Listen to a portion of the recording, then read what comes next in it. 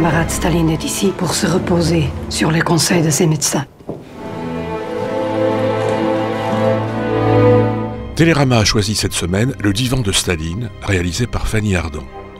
Elle y montre le tyran, vieillissant, forçant sa maîtresse à lui interpréter ses rêves. Pourquoi tu veux jouer à ça? Ça te fait peur d'entendre mes rêves? Ce film mystérieux, troublant, Fanny Ardant l'a tourné pour offrir un rôle magnifique à Gérard Depardieu.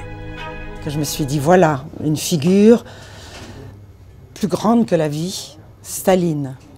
Voilà, une figure à laquelle peut scolter Gérard. Sans jamais vouloir faire un documentaire. Je n'ai jamais cherché, bon, le b.a.-ba, quoi, les cheveux en arrière, la moustache, la vareuse militaire, c'était très simple. Staline, c'est comme un cliché, maintenant. Il fait partie de la mémoire collective. En tant que dictateur absolu, qui sème après lui la terreur, en même temps l'homme intelligent, cultivé, d'autant plus dangereux. Gérard n'a peur de rien, mais il peut faire peur aux autres. Et que c'est comme une mise en abîme. Il peut créer tout d'un coup un phénomène de servilité autour de lui, que je trouve abject. Parce que vous savez bien que la victime suscite le bourreau. Plus vous vous mettez en état d'adoration et d'acquiescement et de ne jamais faire quoi que ce soit qui pourrait contrarier le tyran, vous haussez le niveau de la terreur.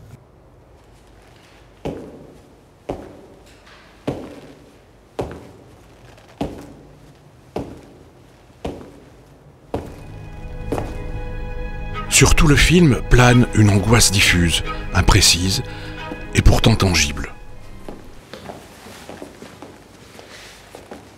J'ai traité comme Staline d'un côté et la masse de l'autre. Les individus sont représentés en tant que masse, muette, sans bruit, presque sans respiration. Donc comme dans l'adoration perpétuelle et comme dans la crainte. C'est pour ça aussi que j'ai voulu filmer en une soirée. Le roi s'amuse, tout le monde chante sur les ordres, tout d'un coup on casse une assiette. C'est comme si c'était Hiroshima. Pour embarquer le spectateur, j'avais besoin qu'il voie qu'il pouvait être terrorisé parce qu'une assiette se casse. Tout le monde ment à Staline. Même Staline ment à Staline.